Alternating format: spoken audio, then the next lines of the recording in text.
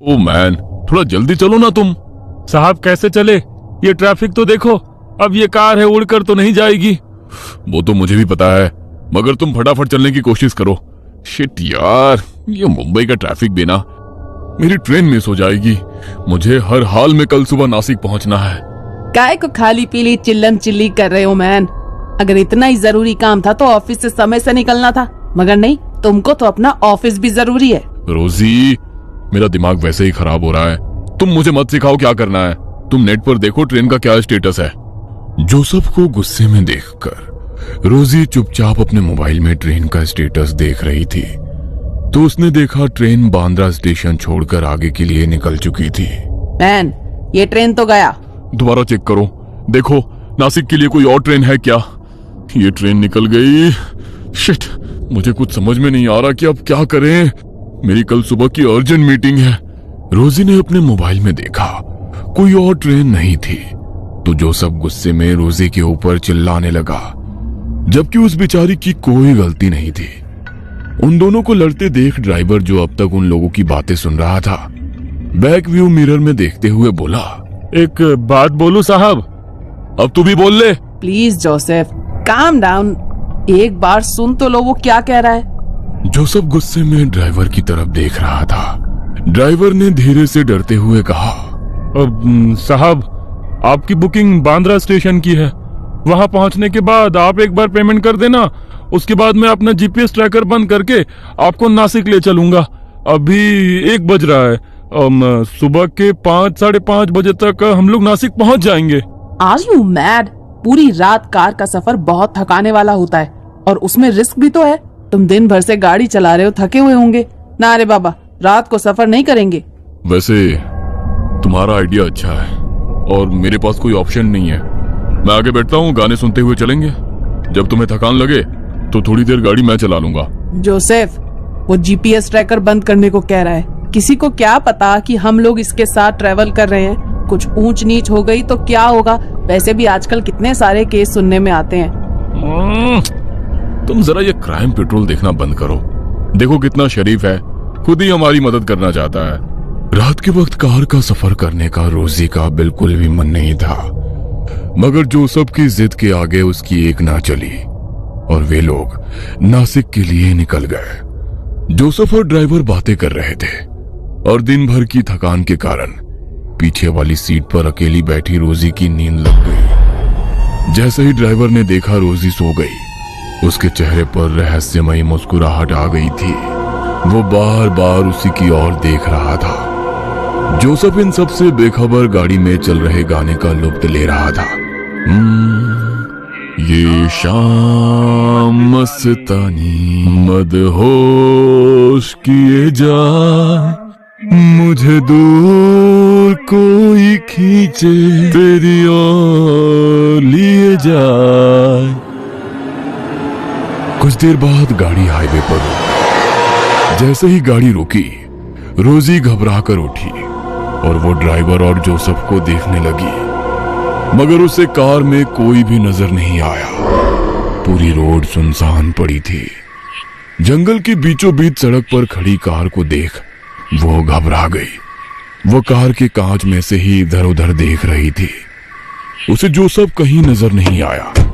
जैसे ही वो घबराकर कार से बाहर आई, उसे अपने कंधे पर किसी के हाथ के होने का एहसास हुआ।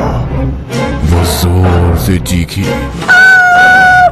उसके सामने एक भयानक औरत खड़ी हुई थी, जो देखते ही देखते उसके शरीर में समा गई। उसकी चीख सुन जोसेफ उसके पास आया। क्या हुआ?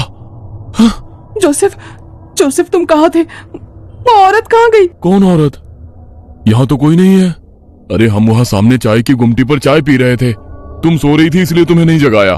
कहते हुए उसने चाय की गुमटी की तरफ इशारा किया, तो रोजी हैरान रह गई, क्योंकि थोड़ी देर पहले वहां पर कुछ भी नहीं था। पूरा रोड खाली था। अब अचानक से चाय की गुमटी और रिफ्रेशमेंट की शॉप कैसे आ गई? ये कैसे हो सकता है? यहाँ तो अभी कुछ नहीं था, अचानक से ये सब कुछ कैसे? क्या कैसे हो सकता है? जरूर तुमने कोई सपना देखा होगा। चाय पियोगी? फ्रेश लगेगा। जोसेफ उसे समझाने की कोशिश कर रहा था, मगर रोजी डरी हुई थी। उसने नाम में सर हिला दिया। ड्राइवर वापस आकर ड्राइविंग सीट पर बैठा और रोजी की तरफ देखकर मुस्कुराया। रोजी को उसका यूं मुस्कुराना अच्छा नहीं लगा। ड्राइवर ने उसकी तरफ सुपारी का पैकेट बढ़ाया। ये लो, इससे तुम्हें नींद नहीं आएगी। जोसेफ के कहने पर बेमन से रोजी ने वो सुपारी अपने मुंह में डाली तो रोजी को तेज इत्र की खुशबू आई और उसे ऐसा लगा कि कोई उसके बगल में आकर बैठा है, मगर वहां पर कोई नहीं था। पूरी रात वो डरी सहमी बैठी रही। वे लोग सुबह सुबह नासिक पहुंच गए। देखिए, मैंने आप लोगों को सुरक्षित पहुंचा दिया। आप बेकार में ही मेरे साथ आने में डर रही थी, मगर मैं आपको यकीन दिलाता हूँ, आज रात का ये सफर आपको उम्र भर याद रहेगा। कहते हुए उसकी आंखों में अलग ही चमक थी, जिसे देख रोजी सहम गई। उसे कुछ अच्छा नहीं लगा। वो अपना हैंडबैग कार से निकालने के लिए झुकी तो ऐसा लगा उसे कोई धक्का देकर कार से बाहर निकाला हो।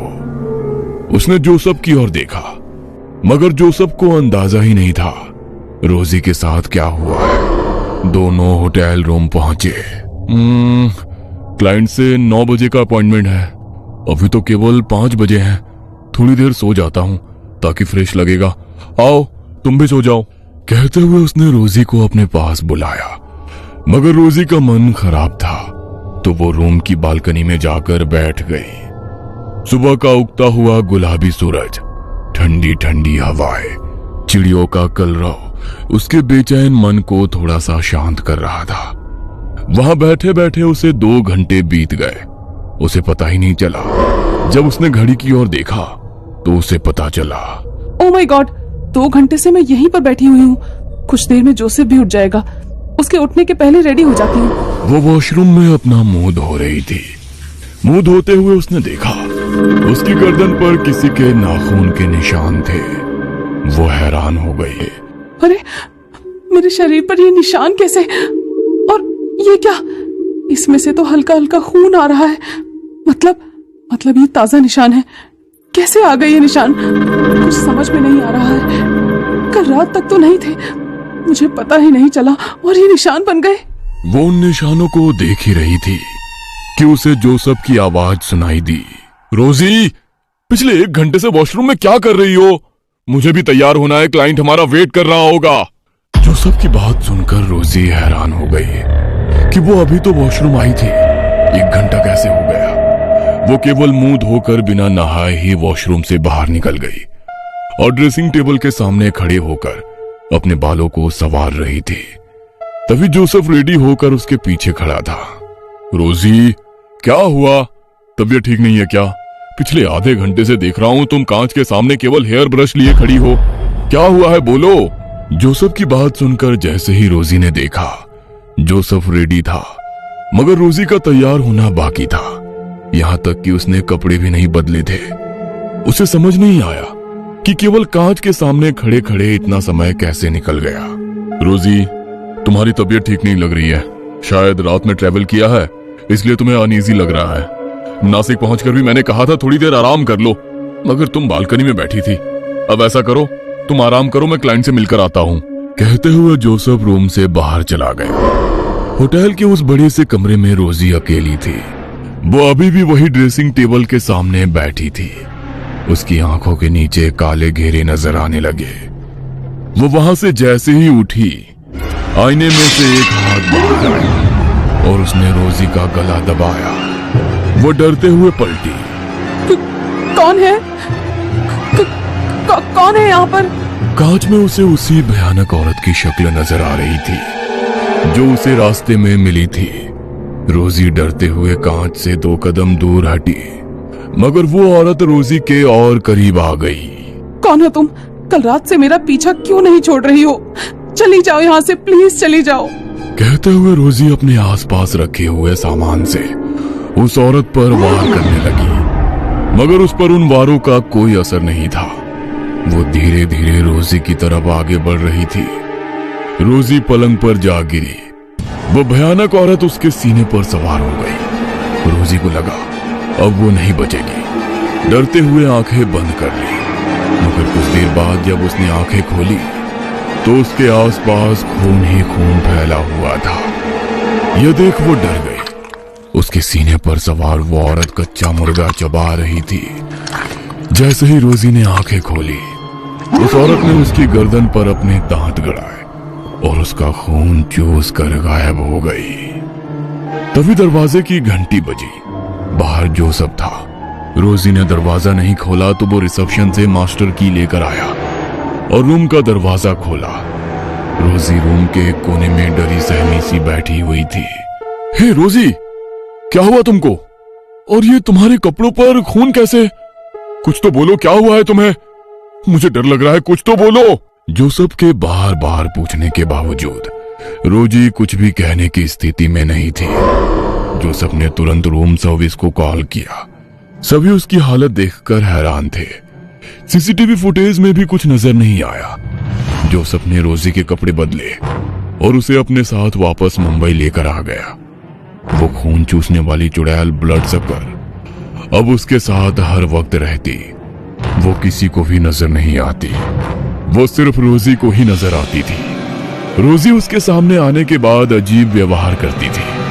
धीरे धीरे उसका शरीर सूखता जा रहा था। जोसेफ उसे लेकर कई डॉक्टर के पास भी गया, मगर किसी भी डॉक्टर के पास उसका कोई इलाज नहीं था। तब किसी ने उसे रोजी को चर्च ले जाने की सलाह दी। ब्लड सकर, ये क्या होता है? ये वो खून की प्यासी आत्माएं हैं जो अनंत काल तक इस धरती पर रहेंगे। उनकी मुक्ति संभव नहीं है। यह अपने शिकार को ना तो जिंदा रहने देती है, ना ही मरने देती है। इससे छुटकारा पाने का केवल एक उपाय है कि इसे किसी और के ऊपर छोड़ दिया जाए। फादर, ये क्या बात हुई कि अपनी परेशानी किसी और के ऊपर छोड़ दी जाए? यही इसका रूल है। किसी ने इसके ऊपर उसे छोड़ा है। दूसरी तरफ वो टैक्सी ड्राइवर अपनी बेटी के साथ डिनर कर रहा था। मैं बहुत खुश हूँ बेटा कि अब तू पूरी तरह से ठीक हो गई, वरना उस चुड़ैल ने तो तुझे कंकाल बना दिया था। उस रात वो मेम साहब के ऊपर मैंने तेरी कहते हुए वो मुस्कुराने लगा। जोसेफ आज भी रोजी की गिरती हालत से परेशान है। ब्लड सकर उसे ना ढंग से जीने दे रही है और ना मरने। जोसेफ का ज़मीर उसे किसी और के ऊपर छोड़ने की इजाजत भी नहीं दे रहा है। उस रात अनजान व्यक्ति के साथ किया गया रात का सफर जोसेफ और रोजी की जिंदगी में हमेशा के लिए दुख की लंबी रात बनकर आ गया। कहीं आप भी तो ऐसे किसी अनजाने सफर पर नहीं है? सावधान।